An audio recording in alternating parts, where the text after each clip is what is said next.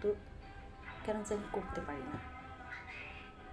কোথায় যে থেমে আছে বা কোথায় আটকে গেছে আমরা নিজেরাও জানি না, কিন্তু আমাদের কাছে মনে হচ্ছে এই জিনিসটা করতে পারতাম বা এই জিনিসটা আমার করা উচিত ছিল, কিন্তু কেন জানি আমাদের দ্বারা তা হয় না। আসলে মেয়ে মানুষগুলো না এরকমই হয়, তাদের ভিতরে ভয় কাজ করে।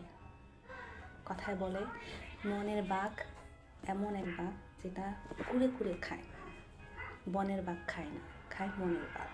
তো আমাদের মেয়েদের ভিতরে ওই মনের বাঘটা সবচেয়ে বেশি এবং সবচেয়ে হিংস্র হয়ে থাকে। তো যাই হোক, চেষ্টা করবেন যে স্বামী, সন্তান, সংসারকে সময় দিতে। কখনো তৃতীয় ব্যক্তিকে প্রশ্রয় দেবেন না, সে যতই ভালো হোক না কেন, কারণ আসলে ভালো মাঝেই যত খারাপ লুকিয়ে থাকে। কখনো তৃতীয় ব্যক্তিকে প্রশ্রয় দেবেন না। আপনাদের স্বামী স্ত্রীর বিষয়ে আপনারাই নিজেরাই ম্যানেজ করবেন।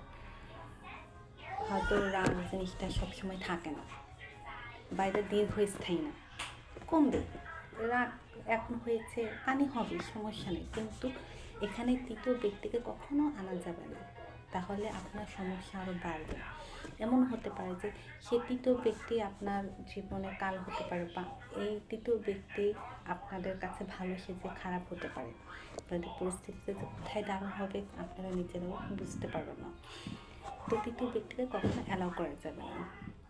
আর সবচেয়ে মজার বিষয় হচ্ছে, একটা মেয়ের কাছে সবচেয়ে দামি হচ্ছে তার স্বামী। একটা পুরুষ হয়তো আবেগ দিয়ে বোঝাতে পারে না যে সে তার স্ত্রীকে কত ভালোবাসে, কিন্তু একটা স্ত্রী জানে যে তার জন্য তার স্বামী কী। তো দয়া করে একটা কথা বলবো, নিজেকে বুঝতে শিখুন এবং সংসারকে প্রাধান্য দেন, সংসার মানুষকে গুরুত্ব দেন। এতে আপনার ভালো হবে, আপনার সংসারের জন্য ভালো হবে এবং আপনার ভবিষ্যৎটা খুব সুন্দর হবে। যদি আমার কথাগুলো ভালো লাগে অবশ্যই কমেন্ট করবেন। আর আমার এটা যেহেতু নতুন চ্যানেল, অনেকে হয়তো এটা গুরুত্ব দিচ্ছে না, বা সেরকম হয়তো আমি আকর্ষণীয় কিছু ছাড়তেও পারছি না, যার জন্য হয়তো আমার এই চ্যানেলটা তেমন একটা ভালো পর্যায়ে যায়নি, খুব সীমিত সাবস্ক্রাইব হয়েছে।